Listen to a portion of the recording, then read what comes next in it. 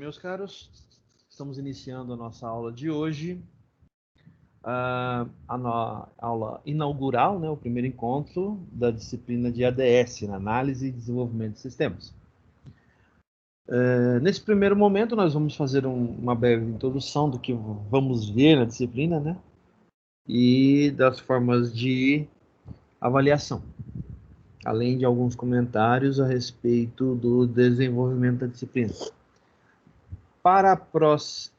Logo em seguida, a gente vai começar a nossa aula, né, tratando logo de cara dos primeiros assuntos que serão abordados. Eu quero fazer algo bem mais prático, né? Então as aulas teóricas serão bem curtas, tá? A gente vai dar uma avaliada bem sugestiva em tudo que nós temos disponível no momento, tá? A respeito do esboço de um projeto. Então, o objetivo da disciplina é repassar para vocês todo o conhecimento necessário para o desenvolvimento de uma aplicação. No nosso caso, a gente vai trabalhar com a aplicação back-end, tá? Que é o desenvolvimento de uma REST API, utilizando todos os conceitos de documentação disponíveis, né? Disponibilizados pela disciplina. Então, nós iremos utilizar esses conceitos e vamos trabalhar principalmente com a questão do acesso aos dados, né, e a documentação em cima deles, tá? Para fixar bem esse conhecimento, para a gente poder trabalhar bem de uma forma bem sucinta e específica, né? Então, no primeiro momento, a gente vai apenas citar, né, esses recursos. No segundo momento, a partir do segundo encontro, nós iremos trabalhar diretamente em cima do banco de dados, diretamente em cima da IDE, do Visual Studio, que a gente vai utilizar, tá? E nós iremos nos focar principalmente no desenvolvimento do projeto, trabalhando alguns conceitos teóricos que possam vir a ajudar, né, o desenvolvimento da aplicação, tá bom? Então vamos lá, a disciplina ADS, né, nossa aula inaugural. O que é a ementa dessa disciplina? O que nós veremos nessa disciplina? Aqui nós vamos trabalhar requisitos funcionais e não funcionais. Na verdade, isso é uma revisão, né, porque no curso de análise e desenvolvimento de sistemas, nós constantemente estamos trabalhando com essa métrica, né? A utilização, a criação dos requisitos, a análise dos requisitos, né? A separação entre funcionais e não funcionais, e, em específico, o trabalho realizado pela posição de analista em cima do levantamento dessas informações. Então, isso é mais uma revisão, tá, de conteúdo. Beleza? Nós vamos também falar sobre a UML, né? Vamos visualizar alguns dos gráficos mais comuns da UML. Em especial, nós vamos trabalhar com vamos observar o caso de uso, vamos observar o diagrama de classe, que é importante também, e, se possível, o diagrama de atividades, tá? Se a gente tiver um tempo hábil para mexer. Então, a gente vai vendo esses conteúdos ao decorrer da disciplina, enquanto a gente está trabalhando a construção desse projeto, tá? Nós vamos ver alguns conceitos básicos de API REST, tá? Vamos ver a documentação da REST com base nos requisitos funcionais e não funcionais do projeto, tá? Veremos conceitos avançados da API REST, o mapeamento objeto relacional, a persistência de dados através do Entity Framework da Microsoft e utilizando o banco de dados SQL Server. Então, o decorrer da disciplina é simplesmente a construção de uma aplicação baseada nos conceitos e nas premissas que vocês já viram durante a execução do curso, certo? Alguns de vocês já tiveram disciplinas comigo em que nós já trabalhamos sobre REST. Então, eu devo fazer alguma coisa muito sucinta em cima disso, tá? Uma revisão mesmo, tá? Para a gente não perder muito tempo e trabalhar mais a parte prática. O meu objetivo é trabalhar mais a questão prática da disciplina, tá bom? O ferramental que nós vamos utilizar aqui vai ser o Visual Studio 2019, tanto para parte documental, como para o desenvolvimento de aplicação propriamente dita, tá? Então, a linguagem é C Sharp. Nós utilizaremos para desenvolvimento da REST API o ASP.NET Web API, versão 5.2 ou superior, e a persistência de dados utilizando o Entity Framework 6.2 ou superior, tá? O banco de dados é o SQL Server, nesse caso a versão 2017 Developer Edition. Essa versão ela é free e ela pode ser feito o download a partir do drive do site, do site da Microsoft. Se vocês desejarem, eu disponibilizo no grupo ou na pasta lá do Google Drive o endereço para baixar essa aplicação, tá bom? O Community Edition também ele é facilmente, você pode fazer download facilmente dele, né, a partir do site da Microsoft. Se for o caso, eu também coloco lá o endereço para baixar ele, tá? É interessante que vocês tenham, especialmente no caso do Visual Studio, que vocês tenham uma conta com a Microsoft para um Hotmail ou um Outlook web da vida, para que vocês possam registrar esse Visual Studio para vocês. Assim vocês deixariam de ter problemas quanto à questão de licença, tá? Ele é free? Sim, 100% free, mas você precisa registrá-lo para você, no seu e-mail da Microsoft, tá? Para que você possa receber as atualizações constantes que saem. O Community Edition é um dos que mais atualiza, tá? Nosso horário de aula para a disciplina de ADS, ela é uma disciplina AMP, né, híbrida, de nível 2, tá? Esse horário está errado, tá? A nossa aula é todo sábado, das 8h20 às 9h50 da manhã. Depois eu ajusto isso aqui para colocar lá para vocês o PDF, tá? Então, nossas aulas são todo sábado, tá? Das 8h20 às 9h50 da manhã. Esse horário pode variar, né? Especialmente o horário de encerramento, dado a quantidade de material que a gente tem que passar para vocês. Mas, a princípio, essa 1h30 aí é mais do que suficiente. Tá bom? A questão das notas, tá? As notas de A1 e A2 seguem o mesmo modelo. Então, como que vai ser feito? Cada aula tem um relatório de aula que deve ser entregue, tá? Esse relatório geralmente consta de informações que vocês viram durante a aula ou uma outra coisinha que você deve pesquisar para complementar, tá? E a nota N1, tanto N1 quanto N2, tá? O mesmo se aplica nas duas situações, ó.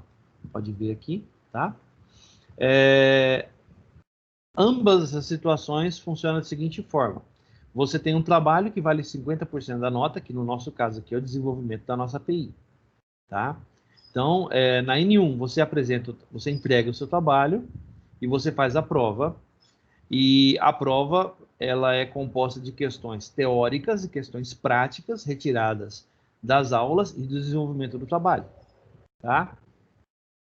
Então, 50% da sua nota vem do trabalho, que vai ser entregue, e os outros 50% da nota de prova é a prova propriamente dita. Então, é essencial que vocês façam um trabalho para que vocês possam alcançar as notas necessárias para passar. Tá? Nós sabemos que a universidade dispõe de várias atividades que podem colaborar bastante para vocês poderem passar. Por isso mesmo é que eu montei esse esquema com o trabalho valendo 50% da nota. Tá? É uma forma de incentivo, sim, para que vocês possam desenvolver o conhecimento de vocês, tá? E para que eu possa avaliar como está o andamento da turma baseado em todo o trabalho que foi realizado. Tá certo? Alguns avisos importantes a respeito dos relatórios e das provas, tá? Os relatórios são avaliados pela estética e pela qualidade do material entregue. Então, eu leio os relatórios, tá? E avalio dado o seu conteúdo e a sua estética. Nada em anexo, tudo dentro do corpo do e-mail. Qualquer coisa entregue em anexo ao relatório será ignorado. Então, vamos supor que você preencha todas as informações, coloca num doc do Word e anexa. Gente, na primeira ocorrência, a sua nota vai valer, eu vou dar 50% do valor da nota. Na segunda ocorrência, é zero. Tá? Isso não pode acontecer. O relatório deve estar no corpo do e-mail. Tá bom? Toda a redação do relatório deve ser pessoal. Veja bem. Tá? Qualquer citação realizada no relatório deve conter a fonte. Tá? Qualquer cópia ou plágio, o mesmo será zerado. Relatórios iguais entregues, os dois são zerados, tá? Relatório entregue Ctrl+C, Ctrl+V, sem nenhuma preocupação em parecer realmente uma cópia, tá? O seu relatório será zerado, tá bom? Avaliações N1 e N2.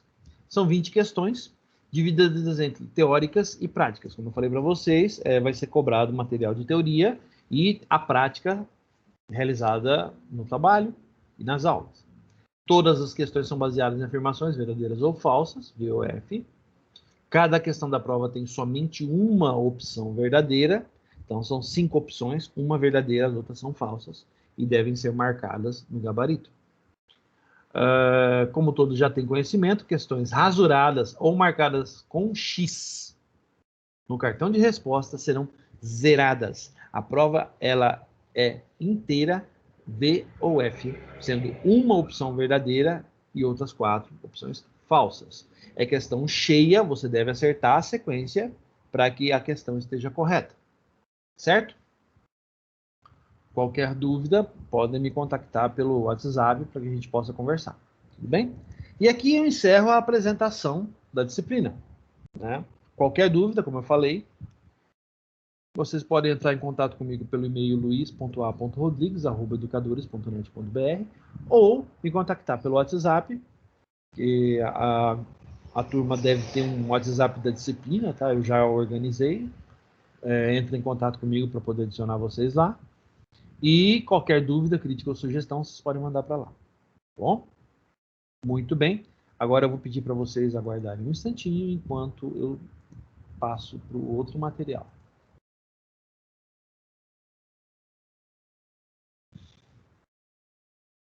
E nós já vamos começar já com o nosso material de aula, tá?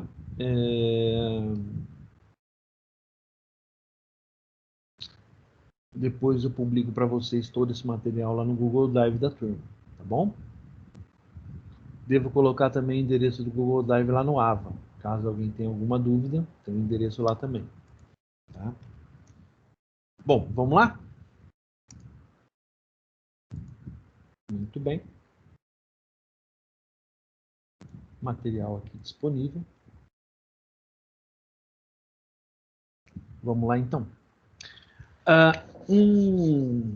Já encontrei um problema. Esse aqui eu encontro 1, não encontro 3. Tá? Eu mudei a ordem da última disciplina, mas tudo bem. Depois eu ajusto isso aqui para colocar para vocês o PDF lá, tá bom? Os tópicos de aula. Nós vamos falar sobre requisitos funcionais ou não funcionais. É mais uma revisão, tá? A respeito de requisitos. E nós iremos iniciar esboçando o nosso projeto, tá bom? Então, a gente vai ter algumas métricas, algum trabalho que vai ser feito logo de cara. Nesse encontro, eu ainda não vou trazer nenhuma IDE, tá?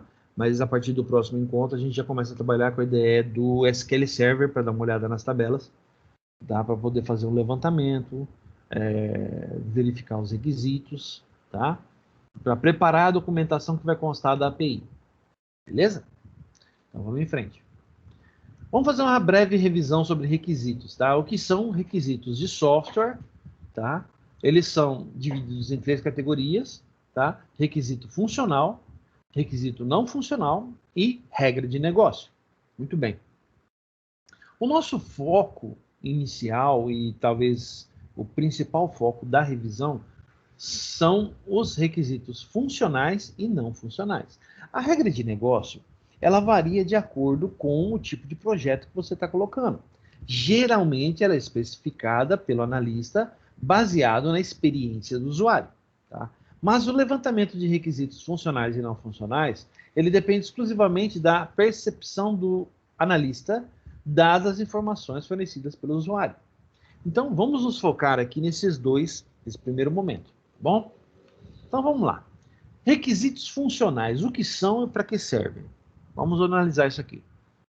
Requisitos funcionais são todas as necessidades, características ou funcionalidades esperadas em um processo que podem ser atendidos pelo software. Observe, ó, necessidades, características ou funcionalidades. Aqui está o diferencial, tá? Então, os requisitos funcionais são necessidades, características ou funcionalidades esperadas em um processo que podem ser atendidos pelo software. Na verdade, entendam que algumas características elas são obrigatórias, como, por exemplo, uma aplicação que seja uma aplicação móvel, né?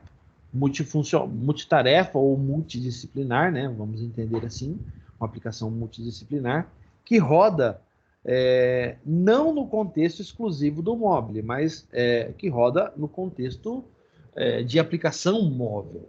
Qual a diferença? Ela é desenvolvida para rodar em desktop através do browser. Ela pode ser executada também em smartphones, tablets, smart TVs ou qualquer outro dispositivo que possua um sistema operacional móvel. Diga-se de passagem, estamos falando do Android, certo? E por que Android, professor? Por que não o iOS? O iOS tem uma gama de aplicações um pouco mais restrita. E devido à sua natureza ligada especialmente à sua loja, fica difícil você ter aplicações que sejam funcionais de outra maneira. A Apple ela não faz questão nenhuma de trabalhar, por exemplo, com aplicações modelo PWA ou SPA, que são aplicações web que rodam no contexto do dispositivo móvel, atuando como uma aplicação móvel. A Apple não tem interesse nesse tipo de coisa. Tá? Diferente do Android, que investe pesadamente, né? A Google faz um investimento pesado, a Microsoft também faz um investimento pesadíssimo na aplicação PWA, rodando no sistema operacional Android. Certo? Então, se a gente partir desse ponto de vista, requisito funcional nesse caso é torna-se uma até obrigatoriedade, é a aplicação ter esse perfil para rodar em qualquer tipo de dispositivo móvel. Isso é um requisito funcional importantíssimo para a aplicação, certo? Entenderam esse exemplo? Vamos em frente. De forma geral, um requisito funcional expressa uma ação que deve ser realizada através do sistema. Neste caso, da aplicação móvel que nós estamos citando, qual seria esta ação? Por exemplo, o cadastramento do usuário. Ele deve ser feito através do sistema, e a despeito da aplicação ser uma aplicação multiplataforma, ela tem esse comportamento em toda a plataforma que ela estiver rodando. Isso é um requisito funcional importantíssimo, certo? O requisito que detalha a funcionalidade manter o usuário engloba uma série de outros requisitos menores, por vezes chamados de filters ou características, né? Muito bem, vamos em frente. Observe o exemplo abaixo. Manter o usuário é um requisito primário. Logo em seguida, nós temos algumas características desse requisito primário, que seriam cadastrar o usuário, que é um requisito secundário, alterar o usuário, também secundário, e deletar o usuário. São ações que pertencem ao requisito primário manter o usuário. Este manter o usuário você poderia compreendê-lo como sendo o cadastro deste usuário. Certo? O requisito principal, manter o usuário, é responsável por toda a manutenção do cadastro de usuários. Por isso, a utilização do verbo manter. Muito bem. Dentro dessa funcionalidade macro, são incluídas as funcionalidades de cadastro do usuário, alteração de usuário e deleção do usuário. Então, você tem um requisito macro que engloba diversas outras ações menores que juntas compõem todo o arcabouço deste requisito inicial, que é considerado primário, certo? O requisito mais importante. Muito bem. O que não é um requisito funcional, tá? Vamos fazer o seguinte, vamos dar uma pulada. Eu vou falar sobre requisito não funcional, depois a gente volta aqui. Pode ser? Olha, vamos lá. Um requisito não funcional, tá? Os requisitos funcionais, por definição, é uma característica, funcionalidade ou necessidade que o sistema deve contemplar. Ou seja, um requisito funcional é tudo aquilo que o sistema deve fazer, certo? Pois bem. Um requisito não funcional, por sua vez, pode ser definido como de qual maneira o sistema deve fazer. Parece muito vago e um pouco sentido, mas é muito simples. Uma forma simples de entender o que um requisito funcional é ter por base que todo requisito não funcional deve expressar uma premissa ou restrição do sistema. Vamos entender o seguinte, ó. O requisito funcional, ele diz o que deve ser feito. E o requisito não funcional diz o como se deve fazer. Vamos pensar no nosso exemplo de manter o usuário. Requisito funcional, manter o usuário. Muito bem. Nesse contexto, o análogo dele seria a contraparte do não funcional. Como seria um requisito não funcional ligado a manter o usuário? Poderia ser, por exemplo, o banco de dados que será utilizado. Olha só.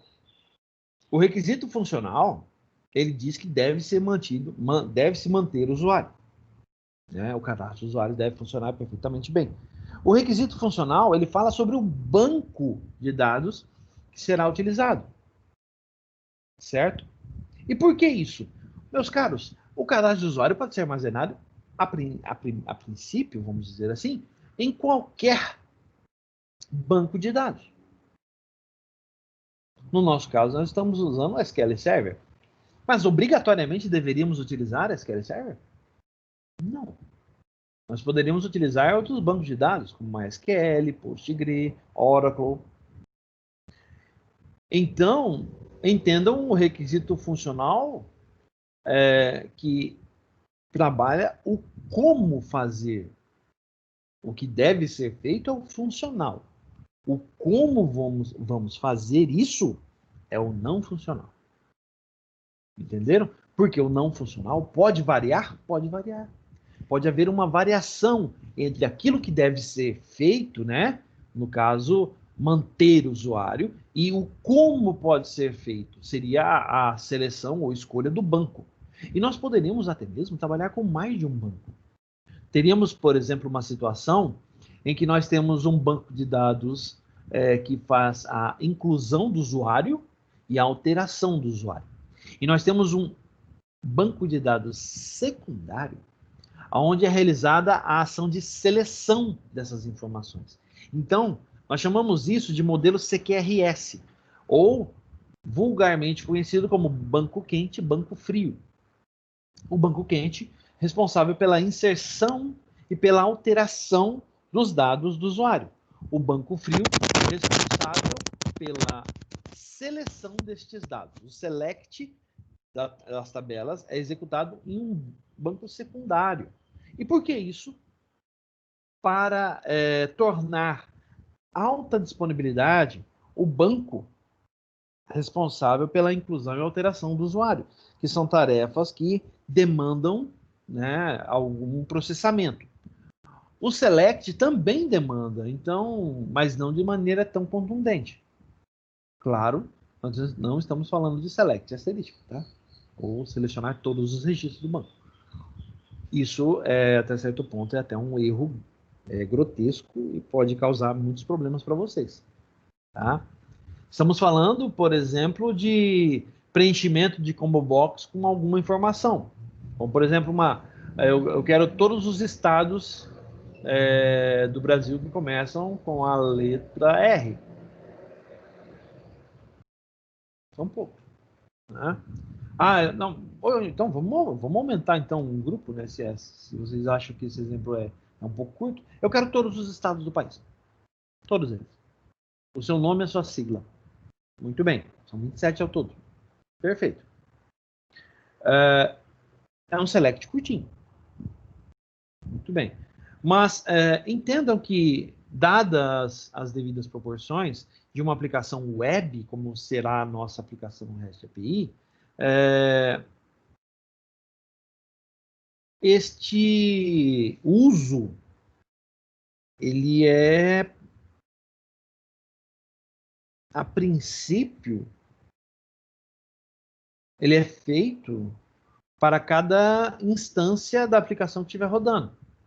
Vamos imaginar que a nossa REST API ela esteja sendo executada em um contexto com várias instâncias rodando ao mesmo tempo. Quantas vezes eu vou ao banco para trazer as informações de estado? Quantas vezes aquela instância necessitar? Muito bem. Se eu tenho um banco disponível para fazer select em uma tabela como essa, esses são os dados que nós costumeiramente dizemos que não mudam. São informações que são imutáveis, né? Por exemplo, os estados da União não vão mudar. Lógico, pode haver uma mudança através de medida do governo federal. No entanto, nada aponta nessa direção. Tá? Então, nós temos aí dados imutáveis, né, que podem ser utilizados constantemente pela aplicação. Então, cada vez que a aplicação necessita dessas informações, ela vai ao banco buscar esses dados. Cada vez que ela vai ao banco para buscar esses dados, existe processamento. Agora, se é um banco que está voltado exclusivamente para atender essa necessidade, vocês concordam comigo que o volume de trabalho desse banco ele é bem menor do que um banco onde todas as operações são realizadas no mesmo lugar. E mais importante, gente, olha só, tudo que a gente falou até agora sobre o CQRS, né, que é banco quente, banco frio, né, são requisitos não funcionais. E por que não são? Porque são não funcionais? Porque são formas de executar a tarefa. É o como fazer, não é o que fazer. O que fazer nós sabemos, né? Manter o usuário. No nosso caso do estado é manter estado ou obter estado. Porque a gente não vai adicionar registros nessa tabela.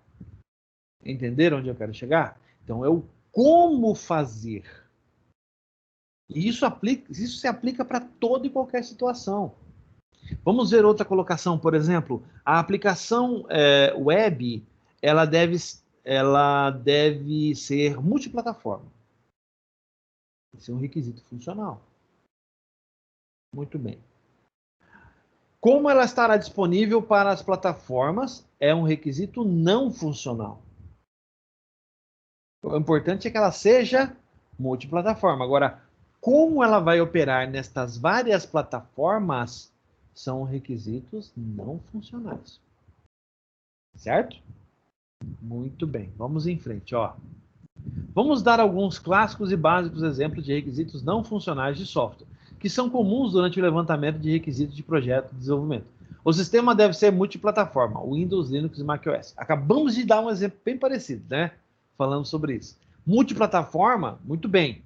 Agora, como ele vai ser Windows, como ele vai ser Linux, ou como será no macOS, aí é não funcional. O funcional deve ser multiplataforma. Beleza. O desenvolvimento deve ser em linguagem C++. Veja só. O desenvolvimento deve ser em linguagem C++. Deve haver desenvolvimento? Deve. Mas e a linguagem de programação pode variar? Pode. Pode variar. Sim. Por exemplo, hoje, vamos olhar a opção de cima. Hoje, a linguagem de programação mais utilizada para abranger essas 3 plataformas é o .NET, usando o ASP.NET Core. E lá dentro você programa em C#. Nós podemos olhar para outras plataformas, por exemplo, Java.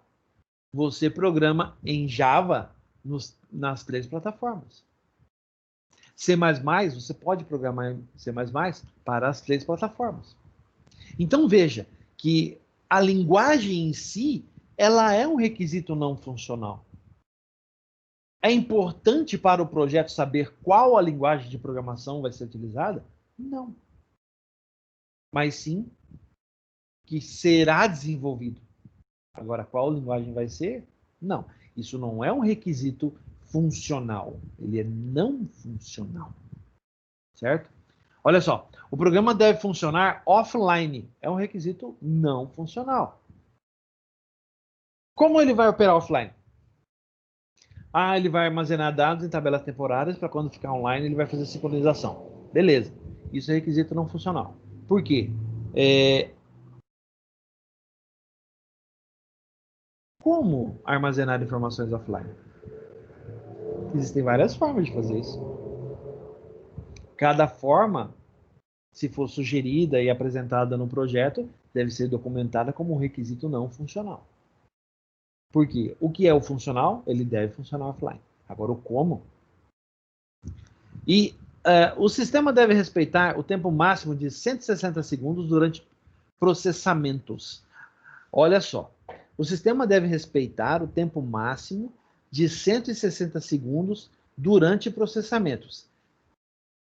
Então, eu disparo uma solicitação, ele vai aguardar 160 segundos até eu realizar uma próxima solicitação. 160 segundos são 2 minutos e meio. O sistema vai aguardar 2 minutos e meio para fazer uma solicitação nova. Então, o que acontece aí? Nós temos um delay de tempo muito grande entre solicitações. Em aplicações web, isso não pode ser feito dessa forma. Certo? Já pensou se o usuário ter que aguardar 160 segundos para executar uma solicitação? No entanto, vamos pensar o seguinte. Vamos imaginar que esta solicitação a qual ele está citando aqui seja, por exemplo, a criação de um token, tá? Para autenticação. Esse token, ele pode durar até 160 segundos, 2 minutos e meio? Pode. Ele pode. Ele pode, durante esse período de tempo, permitir que a autenticação seja realizada na aplicação. Nesse contexto, este requisito, ele permanece não funcional. E ele não está errado, ele está correto. Por quê? Neste caso, o processamento entre as chamadas, na criação de um token, por exemplo, pode acabar ocasionando o quê? Pode acabar ocasionando esse intervalo de tempo. Esse intervalo de tempo é o tempo necessário para que o token venha a expirar, certo? E, uma vez expirado esse token, o sistema realiza um novo processamento para obtenção de token. Nesse contexto, eu concordo com esse caso. Isso é um requisito não funcional. Tá? Porque esse tempo pode variar. Pode. O tempo pode variar. Se 160 segundos apresentassem um tempo muito longo, esse tempo pode cair. Por exemplo, nós temos situações como do Google, por exemplo, o Google Authenticator, em que a validação do token dura 60 segundos. 60 segundos, não 160. Mas ainda assim existe o requisito funcional. O token deve ser válido. Por quanto tempo? Aí é o requisito não funcional. por 60 segundos, por 80, 90, 120, 160. Entenderam? Nesse contexto, esse requisito está correto. Beleza?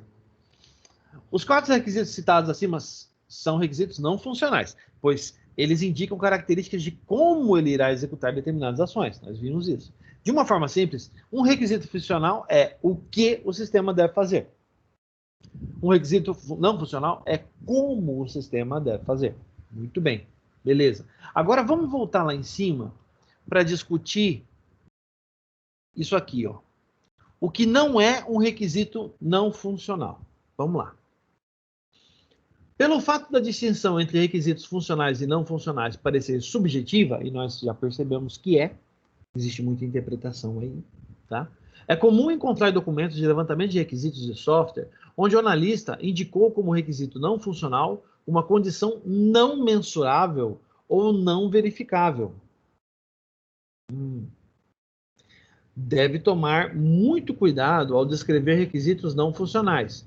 Lembre-se sempre que um requisito não funcional deve ser sempre verificável. Caso contrário, ele não pode ser interpretado como tal. Vamos analisar essa premissa. Um requisito não funcional deve ser mensurável. O tempo de 160 segundos. É mensurável. Nós podemos substituir esse tempo? Podemos. Nós podemos trocar esse tempo? Aumentar esse tempo? Sim. Diminuir esse tempo? Sim. No entanto, o tempo existe e é mensurável. É a forma de como fazer isso. Então, é o requisito não funcional. Tudo bem? Vamos em frente. Por exemplo, não são requisitos não funcionais. O sistema deve ser rápido. Não deve corromper dados. O programa deve ser seguro. Esses 3 requisitos citados acima não podem ser considerados como requisitos não funcionais. O motivo é simples fato de que nenhum deles é passivo de verificação. Olha só, o sistema deve ser rápido. O quanto? Então, isso é um requisito funcional. Não deve corromper dados. De que forma? Quais são os meios de evitar a corrupção de dados? Os meios são requisitos não funcionais. O requisito funcional é aquele, não deve corromper dados. O programa deve ser seguro. Como? De que forma o programa deve ser seguro? As formas que nós utilizaremos para garantir a segurança do programa são requisitos não funcionais. O requisito funcional é o programa deve ser seguro. O como é o não funcional. Entenderam? Beleza. Agora vamos analisar aqui. São premissas, perguntas, questões que são feitas em cima daquelas afirmações que nós vimos anteriormente. Ó. O que significa ser rápido? A resposta disso é o requisito não funcional. Ou então, o que define se o sistema é seguro? A resposta a isso é o requisito não funcional. Ou, permite então que os dados sejam corrompidos ou perdidos? A resposta para essa questão é o requisito não funcional. Entenderam? Então, o requisito não funcional seria aquela coisa assim, ele deve fazer isso. Tá, mas como? Tudo bem, esse como é o não funcional. Certo? O funcional é o que ele deve fazer. O não funcional é o como ele deve fazer isso. Entenderam? É subjetivo sim, gente, é subjetivo, mas se você aplicar essas formulazinhas, dá para resolver, tá? Para não errar nunca na hora de caracterizar um requisito como funcional ou não funcional, basta responder a 2 perguntas simples. Ó. O objeto da característica é sobre o que o sistema fará ou, então, como o sistema fará. Essas 2 perguntas definem se ele é funcional ou não. O que é funcional, o como é não funcional. Posso verificar se esse requisito não funcional está sendo atendido ou respeitado? Isso é outra coisa bastante interessante. Se você puder verificar que um determinado requisito está sendo atendido, ele é não funcional. Porque o requisito funcional é subjetivo, é o que. Você só consegue dizer se ele está sendo atendido ou não se ele for não funcional. Ah, lá, hein? São duas perguntas muito simples, tão simples que podem até parecer idiotas, mas acredito, não são. Realmente, já vimos, né? Muitos analistas de requisitos cometem erros fundamentais durante o levantamento e especificação dos requisitos de um sistema. A gente percebeu isso, né? Então, o que é necessário para a gente reconhecer? Olha aqui, nós temos aqui alguns requisitos funcionais, tá? Ó, e a sua nomenclatura, o que é importante em um sistema. Nós temos lá, incluir cliente pessoa física, alterar cliente pessoa física, consultar cliente pessoa física. São todos funcionais. Eles poderiam fazer parte, por exemplo, todos esses 4 aqui, poderiam fazer parte de um requisito maior e eles serem requisitos funcionais secundários? Sim, poderiam. Olha só, incluir cliente pessoa jurídica, alterar, consultar e excluir pessoa jurídica. Também.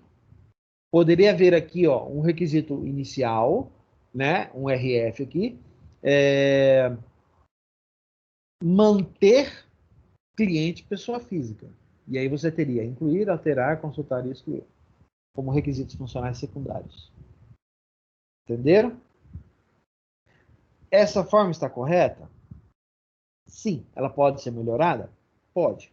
Mas a visibilidade disso é de inteira responsabilidade do analista de sistemas. Tá? Então tem que tomar um cuidado todo especial quando estiver fazendo isso aqui. Aqui, por exemplo, uma ficha para você preencher as informações de um requisito funcional ou não funcional. Tá? Aqui alguns dados que são colocados, né? O identificador geralmente é um texto que diz o que é o requisito funcional, o nome do requisito, o módulo a qual ele pertence, dado de criação, dado de alteração, a versão do requisito, a descrição dele, os autores ou autor e o nível de prioridade desse requisito, tá? Aqui nós temos aqui, ó, a explicação de cada um dos campos aos quais nós vemos essa ficha, tá? Ó, identificador. Sufixo de um identificador único.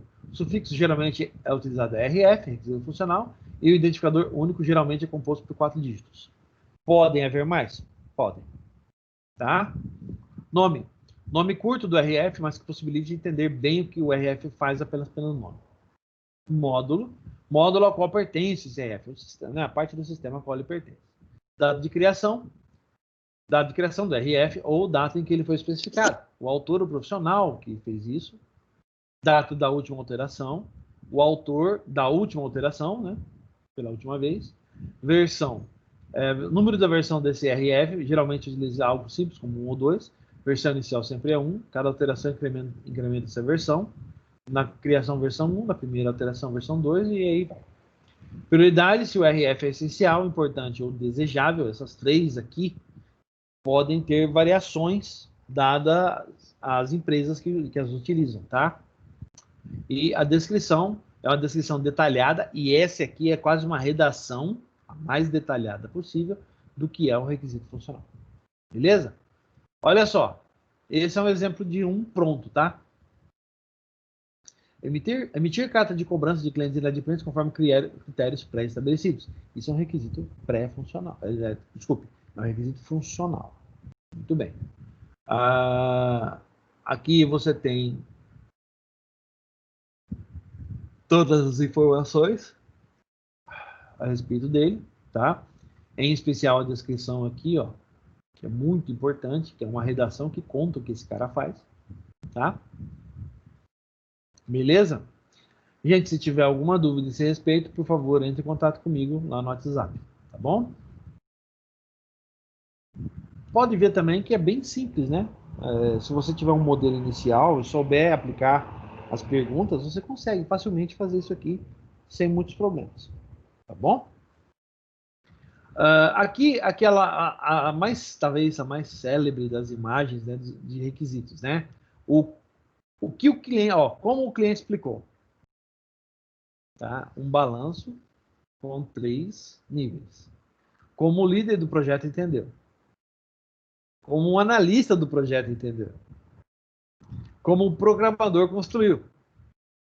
Como um consultor de negócios descreveu.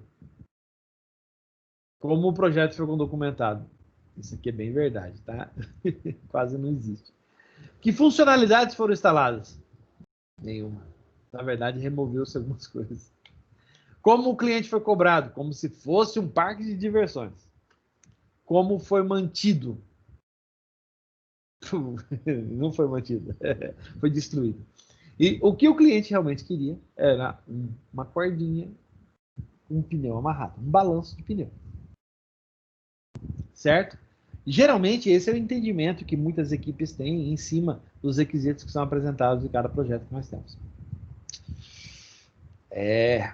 Essa figura é forte, bem engraçadinha, mas ela é bem real. Bem real. Beleza? Muito bem. Vamos à segunda parte da nossa aula, que é, no caso, esboçando o projeto. Nós vamos começar a esboçar o projeto, o qual iremos desenvolver, tá? Primeiro, vamos partir da arquitetura. Esse projeto é organizado para consumo de serviços, então ele será utilizado como consumo por uma equipe de desenvolvimento front-end, certo? Então, o banco de dados a ser utilizado será o SQL Server, o back-end será desenvolvido em ASP.NET Web API 2.0, 2.2 ou superior, tá? E aqui eu estou citando o front-end que a equipe pode vir a utilizar, a equipe de front-end pode vir a utilizar. Nós não faremos isso aqui. Tá? Nós não temos tempo para desenvolver isso aqui, é uma pena. Tá? No caso, o objetivo inicial nosso é analisar o banco de dados. Então, o que nós temos no banco de dados para fornecer de informação? Nós temos essas 4 tabelas: estado, cidade, área de conhecimento e área de atuação. Nós iremos desenvolver uma API que atenda essas 4 situações aqui. Certo? Muito bem. Alguma dúvida? Se houver, por favor, manda para mim no WhatsApp. Tá? Então, na próxima aula, o que nós faremos? Na próxima aula, nós teremos o SQL Server. Nós vamos abrir o SQL Server e nós vamos observar aqui, ó, a construção dessas tabelas. Oriundo a isso, nós iremos fazer uma breve revisão dos conceitos da OML. Então, nós teremos uma aula mista, teórica e prática. A parte teórica nós trataremos de UML e a parte prática nós trataremos da IDE do SQL Server para observar as tabelas estado, cidade, área de conhecimento e área de atuação. Beleza? Muito bem, vamos lá? Agora a parte final. A Chloe, ela trata da atividade, né? A Chloe é essa menininha bonitinha aqui, tá? O relatório de aula. Vamos lá? Baseado nas experiências desta aula, escreva seu relatório, assinalando sua experiência ao compreender do que trata os seguintes tópicos. Fale sobre seu entendimento dos requisitos funcionais e não funcionais. Fale sobre o esboço do projeto e dê sugestões para a criação do mesmo. A gente viu a arquitetura e a gente viu o banco de dados que vai ser utilizado. Vocês teriam algumas outras sugestões para dar em cima desse projeto? O que poderia ser feito? Como poderia ser abordado? Alguma sugestão em cima da parte documental, especialmente da parte documental? Tá? Prepare seu relatório com o assunto abaixo e envie para o e-mail do professor. ADS, atividade 2020-0905, data de entrega 7/9/2020 até as 11h59. Quer dizer, nós temos mais de 48 horas para fazer o projeto. Beleza? Fazer essa atividade aqui. Muito bem, o encerramento, eu estou aguardando o relatório de vocês e qualquer dúvida, crítica ou sugestão, neste e-mail, luis.a.rodrigues@educadores.net.br. Certo? Pois bem, em nome da Uniderp Croton, eu agradeço a vocês. Peço, por favor, para vocês continuarem se cuidando no meio dessa pandemia. Se possível, não saiam de casa e, se saírem, tomem todos os cuidados necessários. Evitem aglomerações e vamos cuidar um do outro. certo? Um grande abraço, tudo de bom, fiquem com Deus e até a próxima aula, gente. Valeu!